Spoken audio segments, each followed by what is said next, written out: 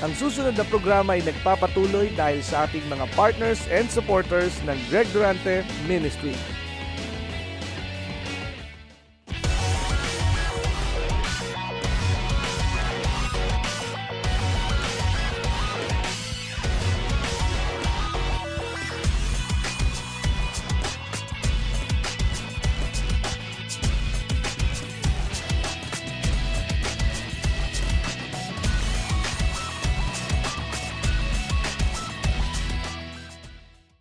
Open up our ears that we will be receptive with the Word of God. Salamat po, Panginoon. Salamat po, Diyos. Ikaw ang maluwalhati. Hallelujah. Pinagpala mo na kaming lahat.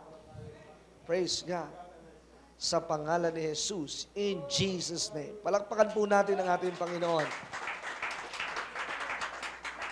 Amen. Sige po, tayo po'y dadako na sa salita ng Diyos. Tayo po ay maghanda na. So, buksan po ninyo ang inyong mga Biblia sa aklat ng Romans chapter 8. Romans chapter 8, verse 11. At babasahin ko po siya sa Amplified Version. So, Romans chapter 8, verse 11. And it says, "And if the Spirit of Him who raised up Jesus from the dead dwells in you, then He who raised up Christ Jesus from the dead will also restore to life your mortal, short-lived, perishable bodies through His Spirit who dwells in you." So tayo pong lahat ay muling manalangin as we bow our heads. Lord, maraming pong salamat sa gabing ito. Salamat po sa mga panyapak na dinala mo sa lugar na ito. Salamat po, Panginoon, sapagkat ang salita ng Diyos ay napapahayag sa pulpitong ito, sa entabladong ito, naaabot sa maraming kaluluwa. At sa mga naririto, Panginoon, ano man ang kanilang kinalalagyan, it's the same Spirit, it's the same power who delivered Jesus Christ. It's the one who have been set us free, who sets us free. Kaya, Panginoon, maraming salamat. Mapuspos kami ng banal na Espiritu. That our ultimate goal and our ultimate aim is to glorify you, to know you more intimately, and to make you our priority. Salamat po, Diyos. Salamat at kami ay maghihiwa-hiwalay. Hindi na katulad ng dati, pinagpala. At pahahalagahan namin ang krus ng Kalbaryo na tumubos at nag-alis ng lahat ng sumpa at kasalanan sa aming mga buhay. Salamat po, Ama, sa iyo ang lahat ng papurit parangal, ang aming samot dalangin sa pangalan ni Jesus. Amen. Amen. So ngayon po ang mensahe ko sa umagang ito, the same Spirit, same power, same Spirit, kaparehas na Espiritu, kaparehas na kapangyarihan, ang siyang sumasa atin hanggang sa ating panahon. And we have already heard many times that Jesus is the same yesterday, today, and forevermore. God's loving kindness never changes. Ang pag-ibig ng Diyos ay hindi nagbabago. Kung paano niya inibig ang makasalanan noon, hanggang ngayon iniibig pa rin ng Diyos ang mga makasalanan. Kung paano siya nagpagaling noon, hanggang ngayon nagpapagaling pa rin ang ating Panginoon. Kung paano siya gumawa ng himala noon, gagawa pa rin siya ng himala sa ating panahon. Kaya nga mga kapatid at minamahal, the one that I'm talking to you is not just new message, it is the old message, but it brings power to give us a new understanding that God is always for us. Ang mensahe po na aking dadalhin sa inyo, hindi po ako ang orihinal na may akda nito. Ang mensahe po na aking dadalhin ay hindi po orihinal na ako ang may katha at may lathala. Ang may lathala ng mensahe na aking dadalhin ay nilimliman at sinalinan ng kapangyarihan ng banal na Espiritu. This message has been transferred for many generations. One message of one Good Friday, one message of one Resurrection Friday. Tatlong bahagi po ng pagtitipon o pagdiriwang bilang isang mananampalataya ang napakahalaga po sa atin. Number one is the birth of Jesus Christ. Number 2 is the death of Jesus Christ. And then number 3 is the resurrection of Jesus Christ. The birth, the death, and the resurrection. So the birth shows us the love of God. And His death is showing the whole demonstration na handa siyang mamatay para sa atin at para bayaran lahat ng ating kasalanan.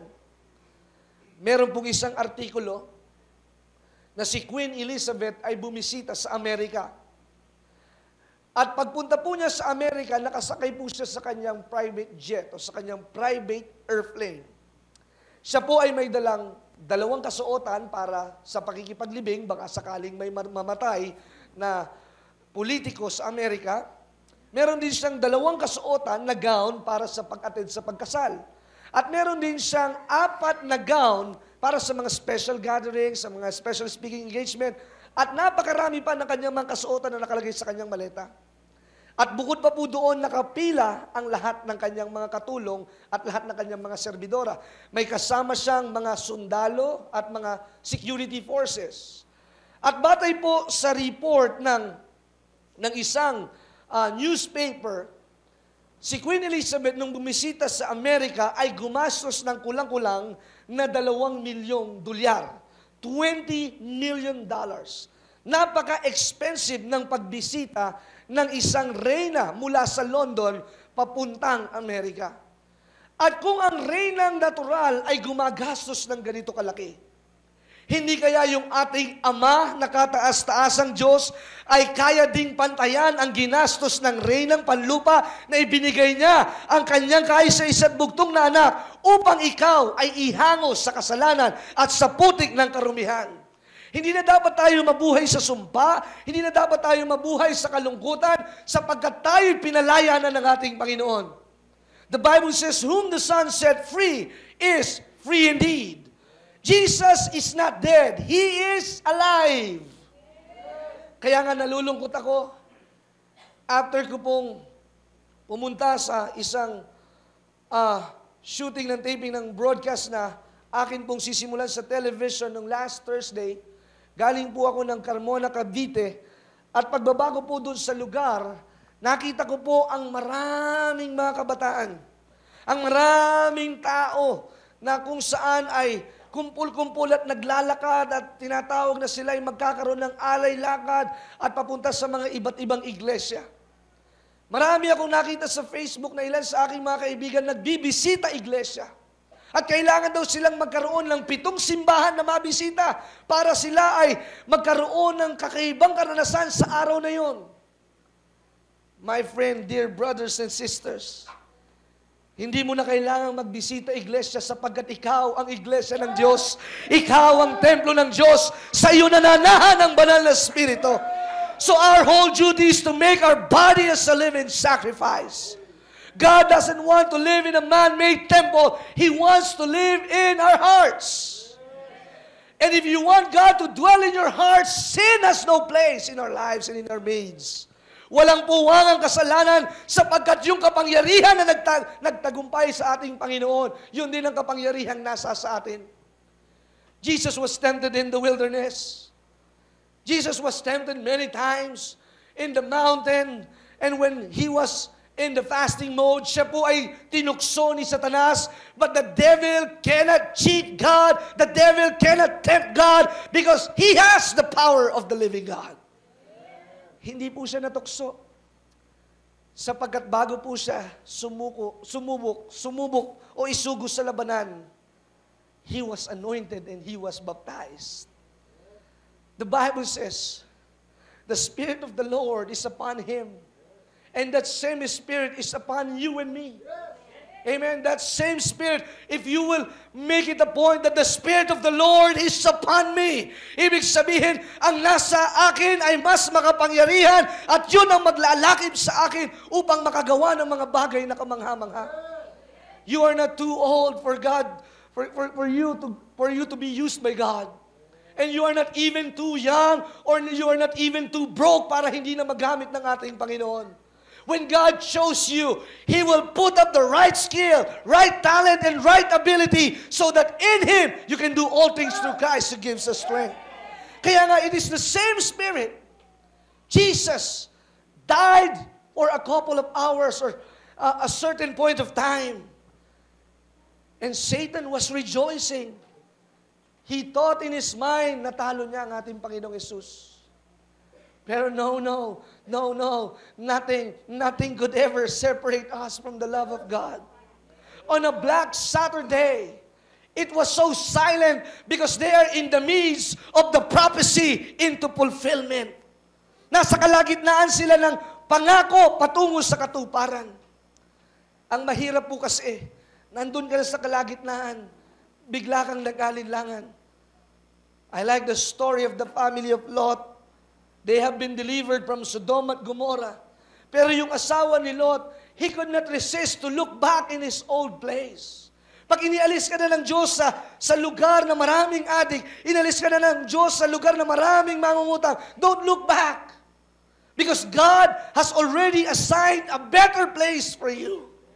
Pag inalis ka na ng Diyos sa isang garahe, dadalhin ka ng Diyos sa isang garahe na ikaw ay pauunlarin ng Panginoon.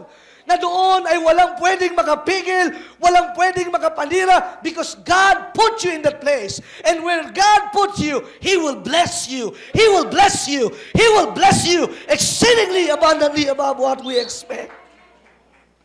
Kung saan ka dinala ng ating Panginoon, pagpapalain ka ng Diyos ng higit sa iyo kayang isipin. Don't limit God. Because beyond our limitation, God always give us an extension. Sa atin pong kakulangan, kaya kailangan natin ng Diyos. We gather in this place because we need God. Intellectual, wala itong kabuluhan. PhD degree, doctorate degree, pag wala sa iyo ang Panginoon, bali wala ang mga ito. Kahit gaano ka katalino, malilinlang at malilinlang ka pa rin ng mga investment scam. Kaya ang kailangan natin ay ang katalinuhan na buhat sa ating Panginoon. The same power and the same Spirit who was with Jesus when He walked on this planet Earth.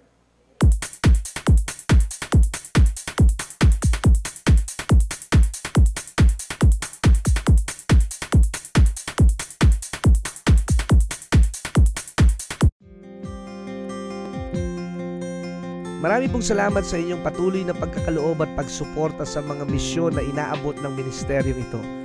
Natapos po at naipamahagi natin ang ating pong mga biyaya sa ating pong mga kapatid sa pananampalataya sa Women's Correctional. At sa lansangan po ng Binyan, Laguna, tayo po ay nakapamigay ng free hamburger. Kaya tuloy-tuloy lamang po sa inyong paghahandog ng kaloob at tandaan po natin ang maligayang nagbibigay ay pagpapalain ng ating Panginoon. Suportahan ang gawain ito at maranasan ang pagpapala at biyaya na laging kakaiba sa pangkaraniwan. Ang kailangan nating kapangyarihan ay yung kapangyarihan na sumama sa ating Panginoong Jesucristo. Because he believed in his Father that his Father will not abandon him. Kaya nga ang sabi ni Jesus, huwag kayong malungkot. Huwag kayong matakot. May mga pagsubok, may manlilibak sa inyo. May mga problema kayong susuungin. But be of good cheer. Ano po bang ibig sabihin ng cheers? We celebrate. We proclaim that today is not the day of mourning. Hallelujah. Today is not the day of mourning. Today is the celebration proven 2,000 years ago. He is alive and He is with you until the end of the ages. Hallelujah.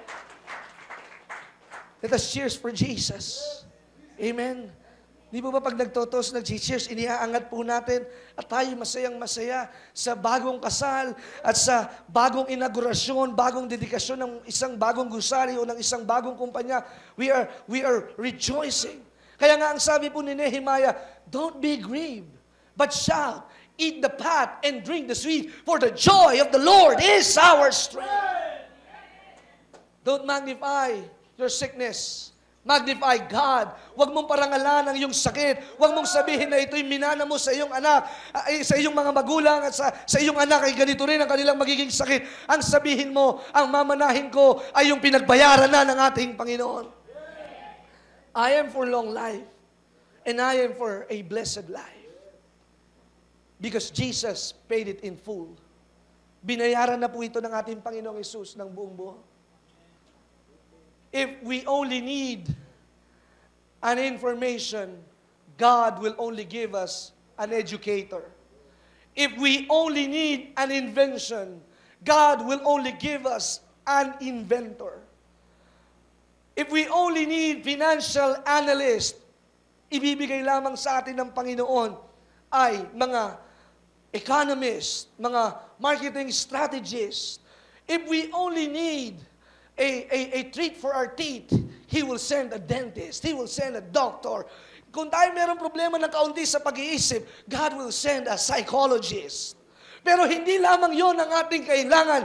Ang kailangan natin ay tagapagligtas na magpapatibay ng kanyang ginawa sa krus ng Kalbaryo na ang lahat ng naniniwala sa kanya, dead in the past and a new creation in Christ alone. Hallelujah.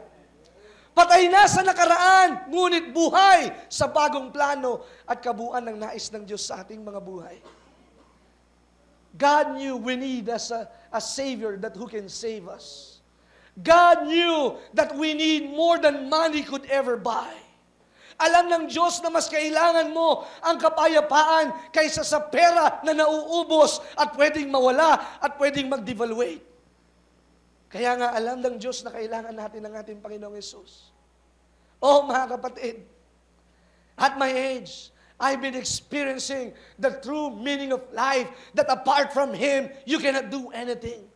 Sa akin pong edad na ito, naranasan ko na pag inuunahan ko ang Diyos, lagi akong nabibigo, lagi akong nasasaktan, lagi akong nalulungkot. Pero sa tuwing ako'y lumalapit sa Panginoon at hinahanap ko ang Kanyang kalooban, I've been empowered, I've been recharged, I've been equipped that I can do all things through Christ who gives me strength. When you accept Jesus as your Lord and Savior, the Bible tells us that the Holy Spirit make His home inside of you. And that the same Spirit and the same power that raised Jesus from the dead, that resurrection power can bring back health, strength, and life to your physical body, and life to your hopes and dreams.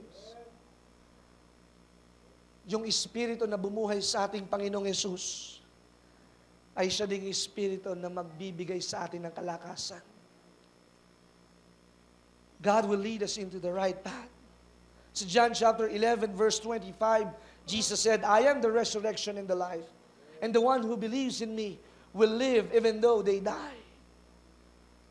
Mabubuhay ang lahat ng mamamatay kay Kristo Jesus. Ang mga Kristiyano dapat walang kinakatakutan.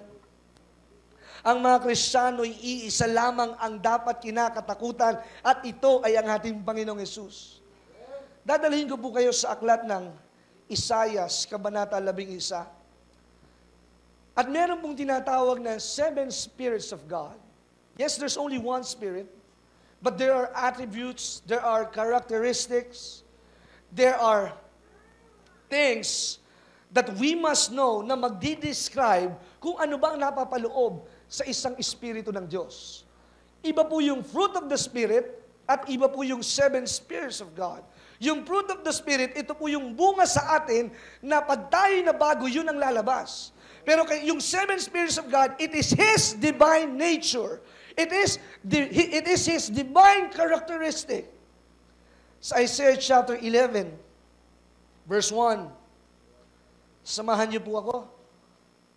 Sa Isaiah chapter 11, verse 1, and there shall come forth a rod out of the stem of Jesse, and a branch shall grow out of his roots. Si Jesse po ang tatay ni David. And David has a covenant with our God na darating ang panahon that out of his generation, out of his lineage, there will come a king who will save us. Ang pangako ng Diyos at tipan kay David, darating ang panahon na mula sa iyong lahi, ipapanganak ang tagapagligtas. At ito ang ating Panginoong Hesus. Sa verse 2, basahin po natin. Sa Isaiah chapter 11, verse 2, it says, and the Spirit of the Lord shall rest upon him. The Spirit of the Lord shall rest upon him. So, ang ipinaprophesy po dito is the coming Messiah.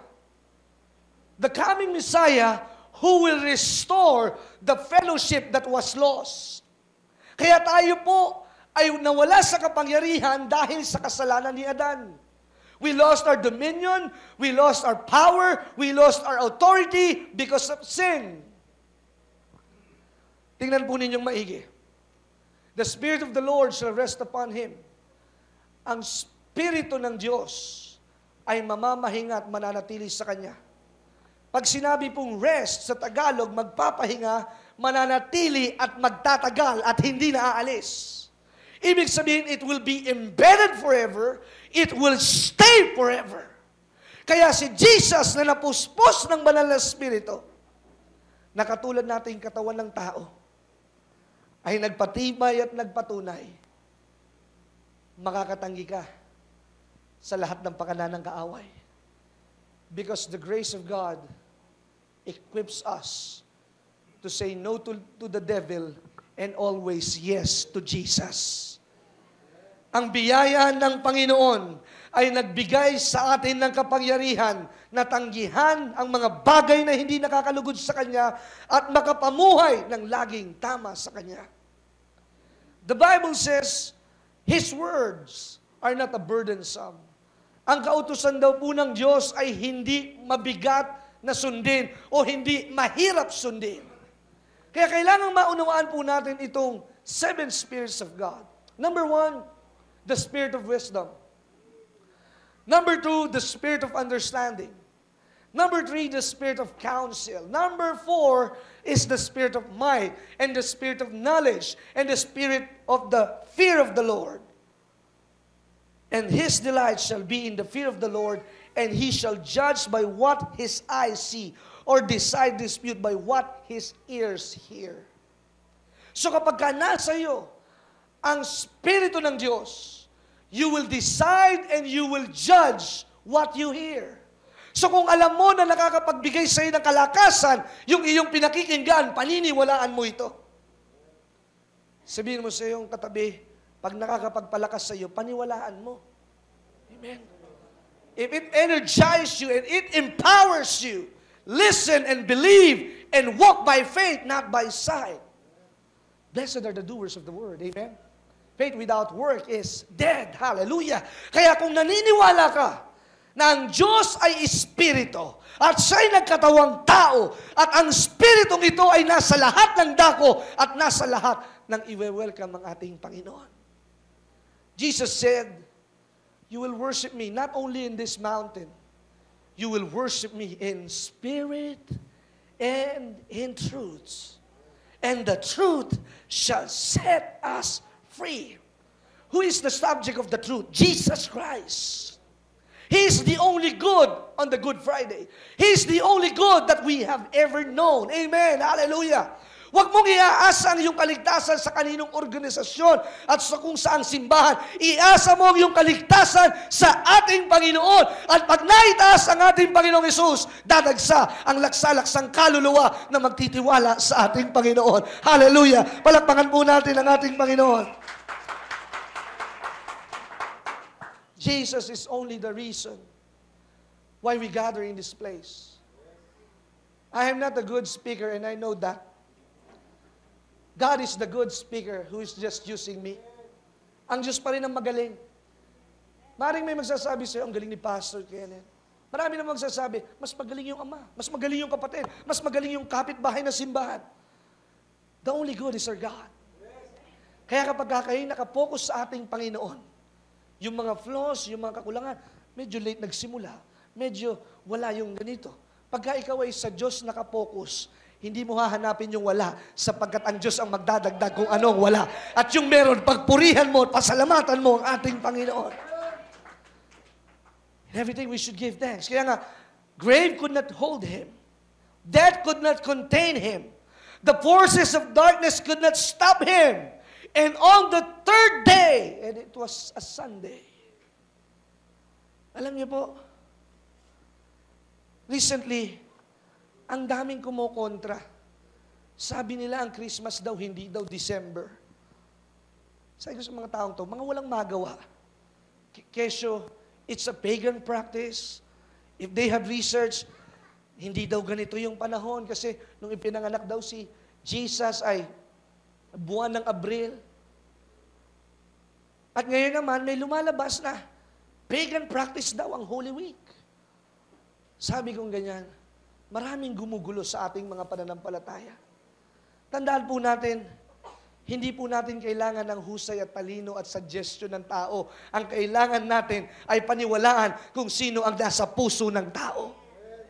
Because many people today are just impressing people with their intellectual knowledge. But none of them who wants to experience the baptism of the Holy Spirit. Dati po kung kinakanta natin ng babad sa presensya mo, may bago na po ngayon. Lubog sa presensya mo. Pagbabad, aahon ka pa eh. Pag lubog ka, lunod ka na, and you will breathe under the water because your air is the Holy Spirit and His Holy Word. Pag lunod ka na, doon ka tatawag at hihingi ka ng mahihinga mo buhat sa ating Panginoon. Pagbabad, matitisod ka pa eh. Buti kung tinapayan, o kumbaga barbecue yung binabad, masarap yun. Pero kapag ka ikaw ay babad at palipat-lipat ka ng simbahan, ibang klaseng babad po yan, baka kulang sa sabon yung pagkakababad. Kaya marami pong mga tao, laging nakukulat, nasasabon ng mga pastor, kasi babad lang sila. Kailangan po ngayon, lubog at lublob. Sapagkat pag lublob ka, you will feel the freshness of having a fellowship with the Lord. Sino po sa inyong hindi naliligo, wag na kayong magtaas ng kamay. Sino sa inyong hindi nagsisipilyo, wag na rin kayong magtaas ng kamay. But every time I brush my teeth, I love to talk to other people, lalo na pag nakapag-mouthwash ako. Lalo na kapag ako'y nakaligo at nakapagpabango, I feel so fresh. Kaya tandaan po natin, ang kailangan nating magpahalimuyag sa atin ay yung fragrance na galing sa ating Panginoon. Ang sabi sa Biblia, tayo'y katulad ng isang mga pinili ng Diyos na nagkakaroon ng prosesyon patungo sa isang mahalimuyak na tagumpay. So we are in a procession that we have the fragrance of the Almighty God. Kaya ang maamoy sa atin, hindi yung bulok na buhay natin. Ang makikita sa atin kung paano tayo binago ng ating Panginoon. We have all weaknesses and we have all flaws. Pero ang maganda, nakakabangon tayo at nakakabalik agad. The good thing about Resurrection Sunday, that every Christian has a hope right now. May pag-asa tayo. Kaya masasabi ko sa inyo, do not put your trust in other things. Do not put your trust in men. Trust in Jesus. He who had promised, He who had started good things, will fulfill it and will accomplish it. Ang nagsimula ng magandang bagay ay tatapusin ng ating Panginoon. Maaari ngayon, Pastor, wala na akong pag-asa. Wala na akong masusulingan. Kung masasabi ko sa iyo, ganyan din ang sinabi ng ating Panginoong Hesus, Father, could you please take away this cup of suffering in me? Dumating rin siya sa punto na ayaw niyang magpapako sa krus ng Kalbaryo. But the heaven is so quiet. And then Jesus reflected once again that He need to do the will of His Father. Ano po bang mapalad? Ang sumusunod o ang sumusuway? Maaari kayong sumulat sa P.O. Box 4135, Manila, Philippines. Tumawag sa ating telepono o mag-text. Bisitahin ang ating website sa www.gregdurante.com. Maaari mo din kaming sundan sa Facebook at Twitter.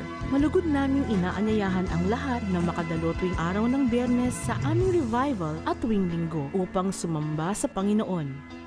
Kung ikaw ay napagpala sa natapos na programa ng Great Day to Live, maaaring magkaloob sa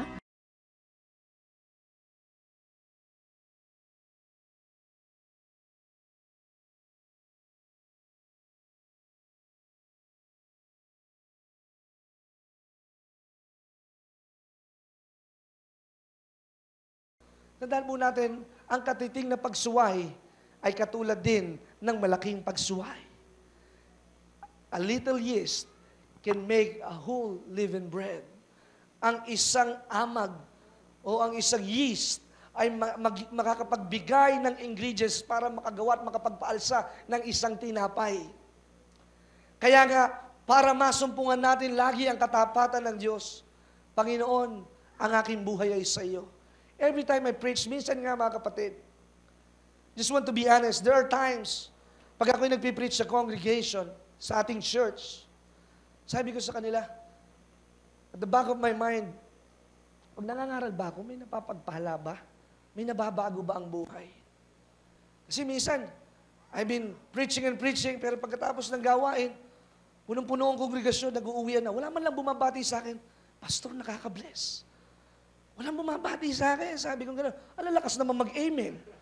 Wala man lang kumakamay sa akin. Pero pag pinapanood ko si Bishop mag-preach pag-revival, ang daming mumamano, ang daming nagpapapray, may kasama pang sobrang may love gift. Sa akin, wala. Pero hindi po ako nagpaparinig. Hallelujah. Hindi ko nabibless kaya sila sa akin. Alam niyo po, one time the other, may mga taong lumapit sa akin and the Lord spoke to me. Ang pangangaral ay katulad ng isang binhi.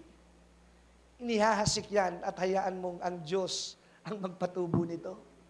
Lahat ng iyong ginagawang mabubuting bagay, hindi nababaliwala kung ito'y para sa Diyos. Lahat ng mga kabataan na nakapakinig sa iyo, lahat sila'y mauunlad. Lahat ng mga magulang na muntikan ng maghiwalay, lahat ng nakarinig ng iyong pangangaral, ako ang nag-ingat ng mga salitang ito at hindi sila nanakaw ng masamang diablo at ng mga demonyo sapagkat sila ay nakapakinig ng salita ng Diyos sa pamamagitan mo. And it sparks my hopes and aspiration. And then suddenly, meron nang lumapit, meron nang Pastor, napapagpala po kami. At salamat sa inyong buhay, Pastor. Salamat at natagpuan namin ang tamang simbahan. At ang sabi ko, Panginoon, tunay nga na ikaw ang humihipot, bumabago ng maraming buhay. Tandaan po natin, do not rate, o huwag mong sukatin kung may mga napapagpala ba talaga sa iyo. Do what God has called you to do. And later on, one day, one time will come, sasabihin nila, Pastor, hindi man ako lumapit sa iyo with your general prayer. 2 beses akong nakunan, hindi magkaanak. Pero nung napapunta ako sa biyaya ng Diyos, ako'y binigyan ng Panginoon ng isang anak na napakagwapo dahil ako'y nagtiwala sa iyong sinasabi na ang Diyos ay tapat at napakabuti, na ang Diyos ay sapat sa lahat ng pagkakataon. Ang Diyos na iyong tinuturo, kailanman ay hindi nagbabago, kailanman ay hindi nagkukulang. May lumapit sa akin na isang kapatid, Pastor, yung akin pong ibinebenta, nabenta ko na. Ito ang pambili natin ng gamit para sa iglesia at para sa simbahan. And now, I believe that I am a workman approved by God. Kaya kumbinsido ako at naniniwala ako na hindi ang tatay ko ang tumawag sa akin. Ang Diyos na lahat, na may-ari ng lahat sa lahat, ang tumawag sa akin at ginamit lamang ang aking pamilya para ako'y tumayo at ipangaral ang salita ng Diyos. Ang sabi nila, Pastor, napakabata mo pa. Bakit si Timoteo nung tinawag, bata pa rin naman siya? Bakit si David nung tinawag, bata pa rin naman siya? Bakit si Joseph nung tinawag, bata rin naman siya? Sapagkat ako'y naniniwala, pag nilagyan ka at sinidlan ng kapangyarihan ng Diyos, ang mga harit, mga prinsipe at mga politiko ay makikinig sa iyong pangangaral because the word that you're preaching is not based on the literal books. It is coming from the book of life, the word of truth, and the word of God who became flesh in the body of Jesus Christ. Hallelujah! Kaya sabing gano'n sa akin ng Panginoon, yung mga speaker, yung mga nagsasalita sa malalaking lugar, pinupuntahan lamang yan dahil sila ay sikat sa kanilang pangalan. Pero kapag ako magiging sikat sa iyo, mamamangha ka. Kahit yung yagit, maniniwala na pwede silang iangat ng ating Panginoon. Na kahit sila'y nagpapadyak at nagbibisikleta, yung dating nakatricycle, nakabili ng brand yung sasakyan. Yung dating hiwalay na mag-asawa, nagkabalikan. Yung dating magulong tahanan, inayos ng Panginoon. At yung dating barong-barong na tirahan, inayos ng ating Panginoon. Yung dating nangungupahan, nagkaroon ng sariling tahanan. And that's the message that I want to deliver. It's the same power, it's the same Spirit who is roaring and who is shouting, believe in the Lord your God and you will be established. Sa 1 Peter chapter 1 verse 21, we who through Him are believers in God, tayo pong lahat ay naniniwala sa Diyos. Amen po ba? Pwede po ba yung malakas? Lahat po ba tayo ay believers ng Diyos? Na siya ang bumuhay sa mga patay. Lazarus was dead, pero nabuhay siya muli. Pero namatay uli siya. Pero si Jesus, namatay, nabuhay na maguli, at hindi na kailan pa man mamamatay. At babalik pa siya sa atin. Are you ready for the soon coming of our King, Jesus Christ?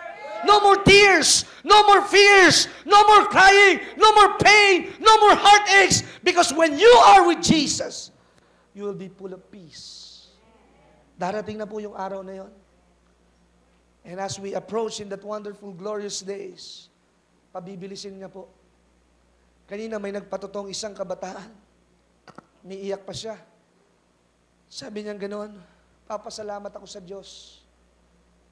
Dahil, hindi siya nakapagtapos ng high school, pero gusto niyang makapag-aral ulit. Humanap ako ng mga taong mag-i-sponsor ng kanyang tuition fee. Dahil napakalaki niyang tao, second year, ang tangkad-tangkad, binubuli ng kanyang mga kaklase. Sinusundot ang puwet, tinatakot, ikaw tangkad-tangkad mo na, buwapulis ka, ganyan-ganyan. So sinisindak siya ng kanyang mga kaklase doon sa isang public school, sa isang private school. Sabi niya ganoon, Pastor, ayoko na pong mag-aral. Nahihiya na po ako. 19 years old na ako, 18 years old na ako, second year high school. So yung bata hiyang-hiya. At sabi niya ganoon, Pastor, pasensya na po kayo sa mga perang nasayang niyo po sa akin.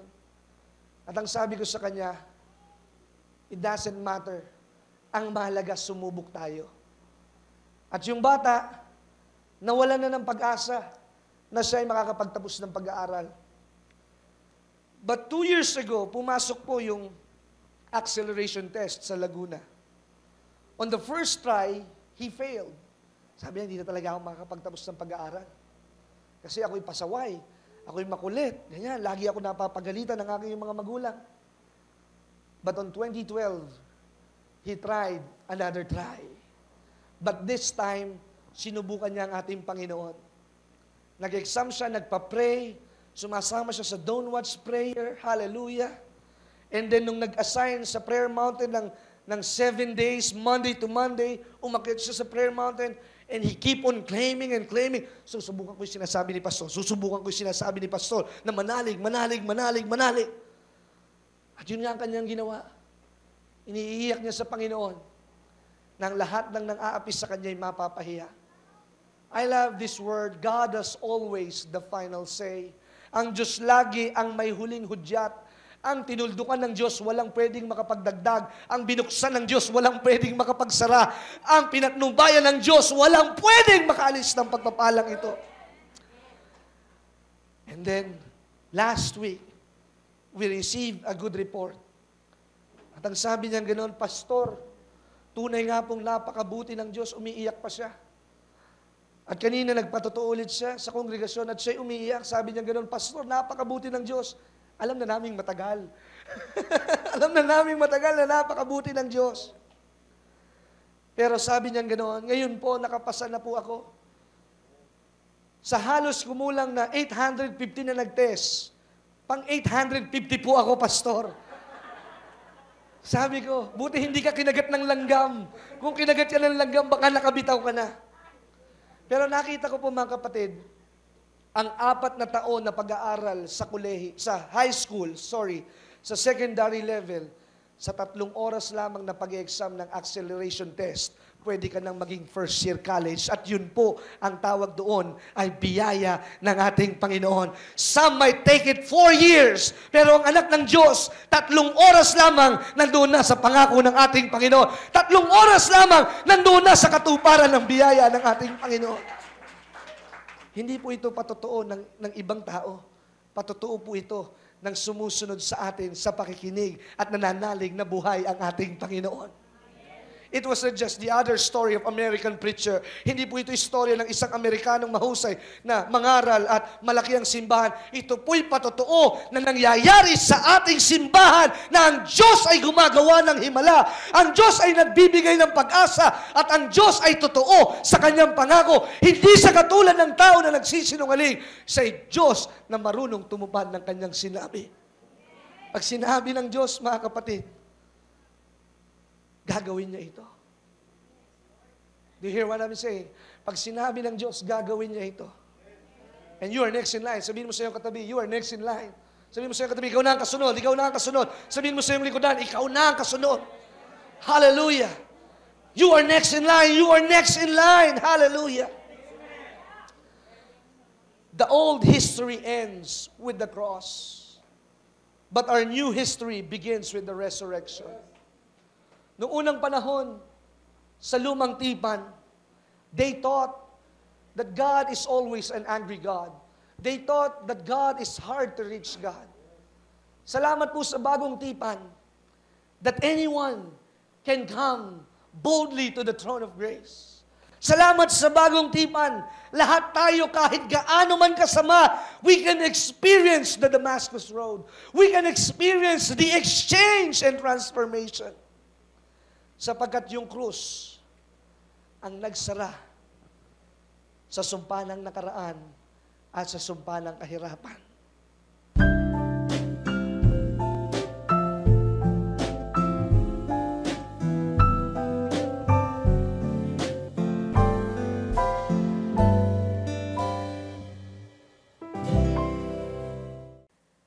Purihin ang Diyos. At muli tayo ay nasa bahagi ng ating palatuntunan, ang pagbigay daan upang bumasa tayo ng isang liham. Pero bago ang pagbasa, babasa muna ako ng isang talata o 2 o 3 talata mula sa Biblia. Sa Ikalawang Kronika, sa talatang 16 hanggang 18. Dumulog si David kay Yahweh at sinabi, "Ako at ang aking sambahayan ay di karapat-dapat sa kabutihang ginawa mo sa amin. Ang kabutihang ito'y patuloy mong dinaragdagan, at ngayon ay may pangako ka pa sa aking sambahayan. Yahweh, ibinilang mo na ako sa magiging dakilang lalaki. Sa ganitong pagpaparangal mo sa akin, ano pa ang masasabi ko? Lubos mo akong kilala. Sa pagtingin mo sa iyong lingkod at ayon sa iyong kalooban, ipinahayag mo ang mga kahanga-hanga na mga bagay na ito. Wala pa kaming narinig na tulad mo, Yahweh. Walang Diyos maliban sa iyo." Yun po ang napakagandang paninindigan ni David. Walang Diyos na katulad mo. Walang Diyos akong narinig na katulad mo. At kung paanong siya po ay naging matagumpay dahil doon sa kanyang paniniwala na walang ibang Diyos kundi si Yahweh na Diyos ng kalangitan. Ating bigyan ng daan ang liham ng isang 87 years old na sumusubaybay sa ating palatuntunan. At ang sabi ng kanyang liham, "Dear Pastor Greg, I am a Christian, 87 years old. I watch your broadcast on TV regularly, and I'm so blessed for you, for your anointed preaching.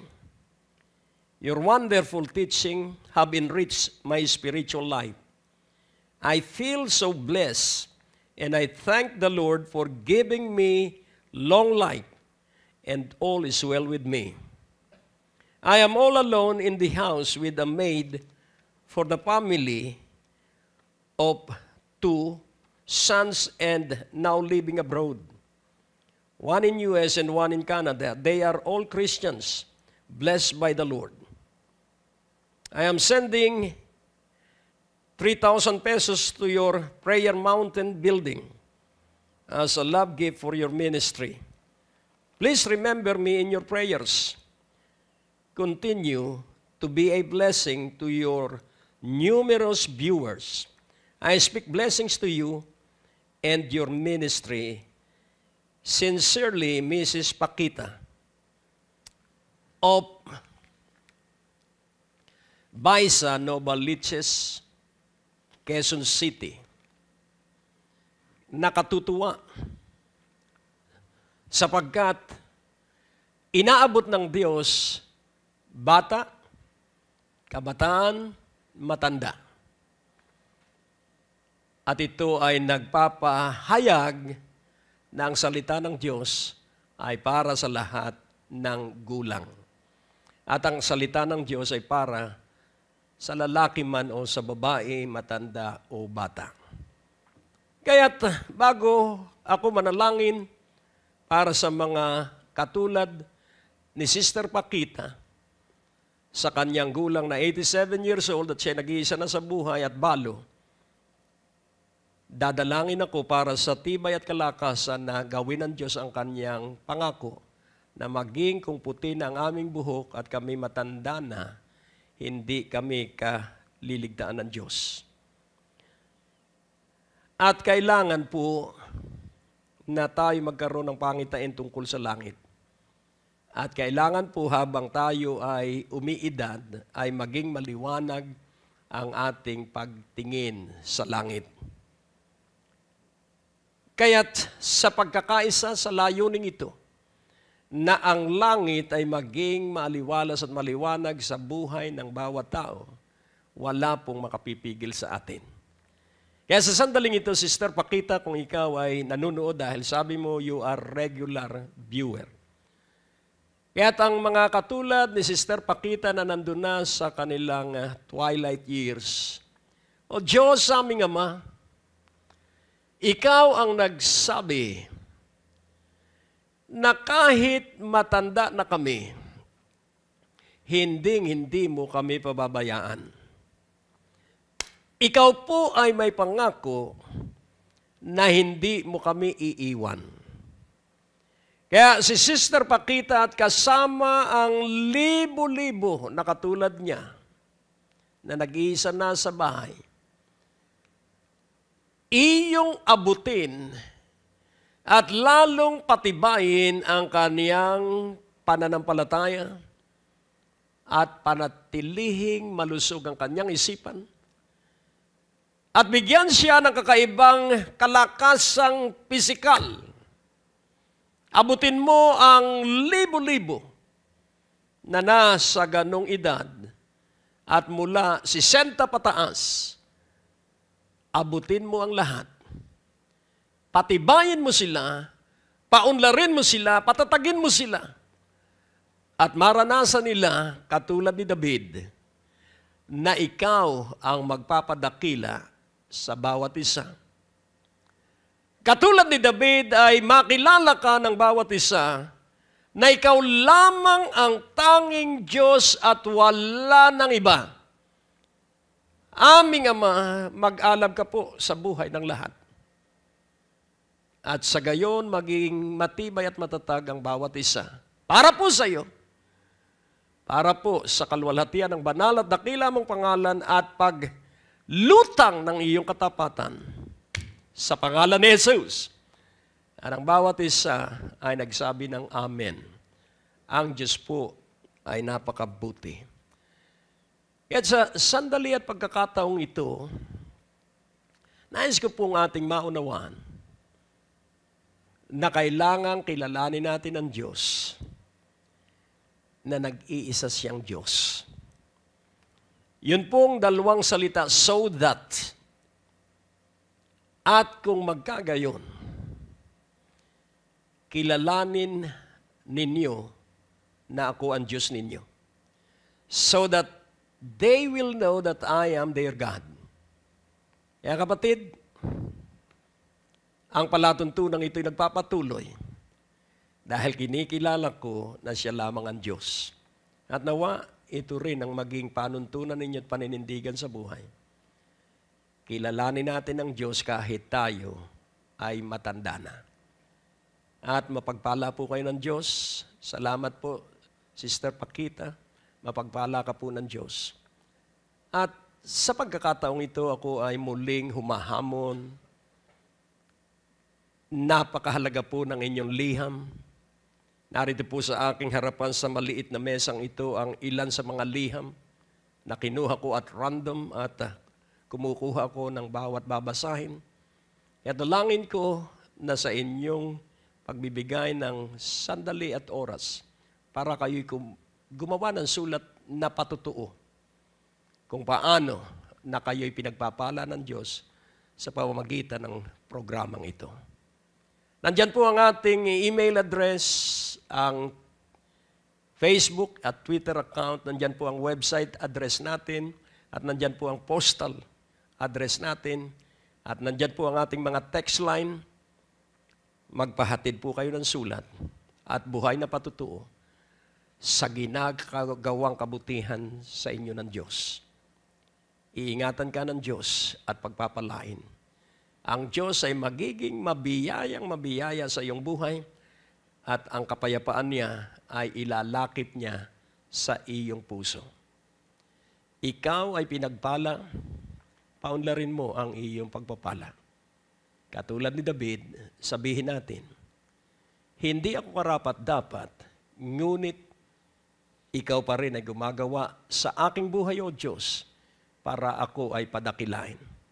Padakilain ka ng Diyos, kapatid, sapagkat dahil sa biyaya, dahil sa katotohanan na kay Kristo, ikaw ay ginawang dapat. Dakilain ka ng Diyos. Iangat ka ng Diyos at dalhin ka sa tuktok ng kanyang mahusay at mainam na pagpapala. Sa pangalan ni Jesus. At bumalik po tayo sa mensahe. Pwede po bang ngayong hapong ito, ako ang inyong maging traffic enforcer? Amen? Pwede po ba yun?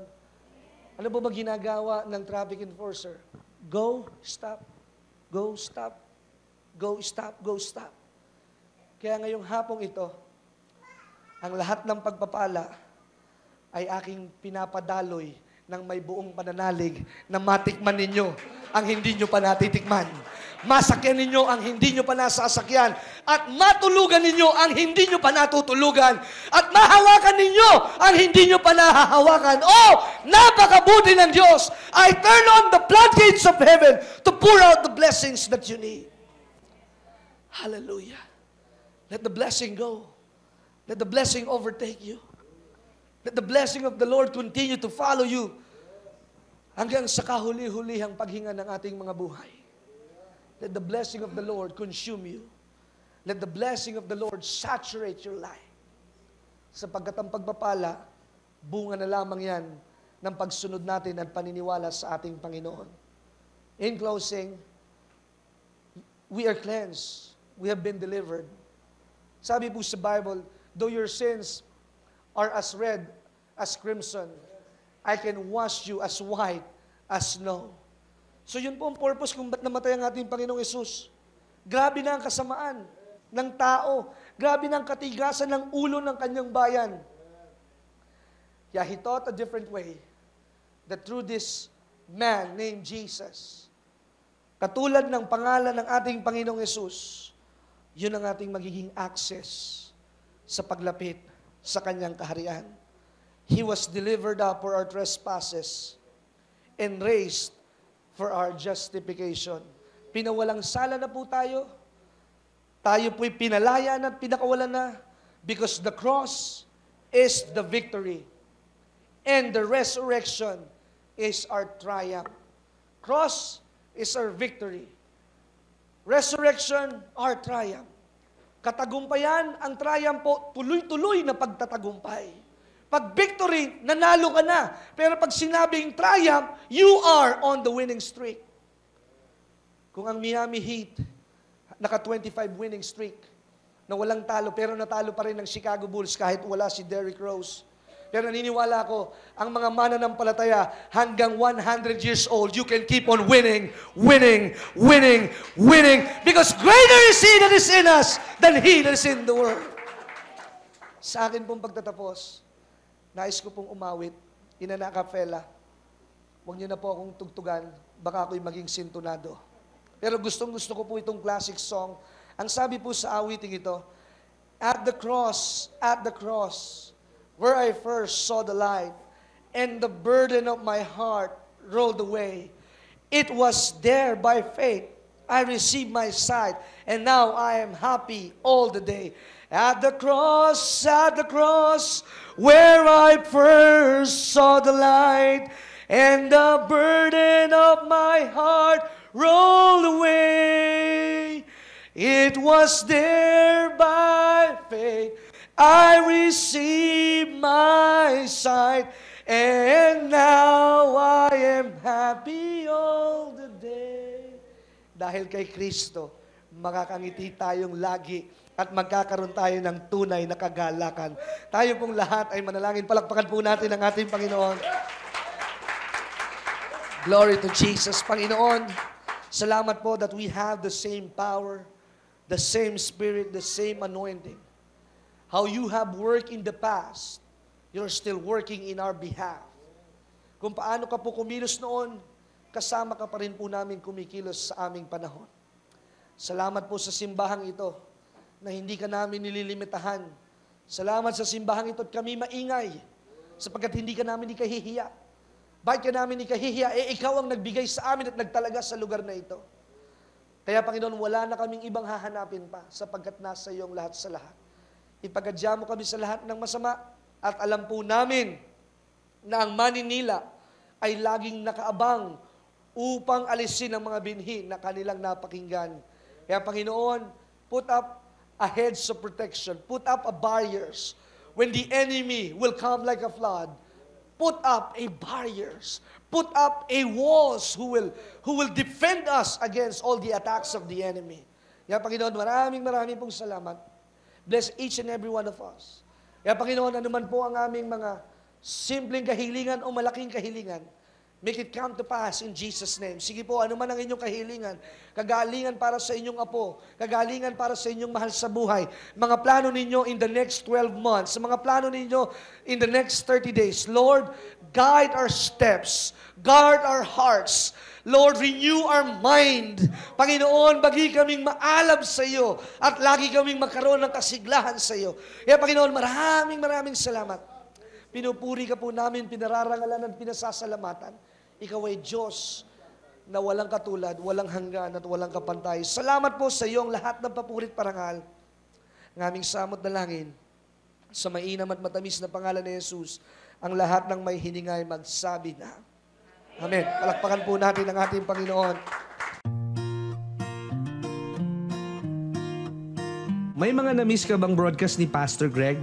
Huwag malungkot, maaari mo na itong balikan sa pamamagitan ng pag-log on sa www.greggorante.com. Doon sa ating website, i-click lamang ang mga video preachings na nais mong mapakinggan, English o Tagalog o anumang mga title na nais mong panoorin at 24 hours, 7 days a week, mapapakinggan at mapapanood mo si Pastor Greg. Naniniwala kami na sa pakikinig ng salita ng Diyos, nandoon ang paglago at pag-unlad ng inyong mga buhay at mararanasan ninyo ang biyaya ng ating Panginoon.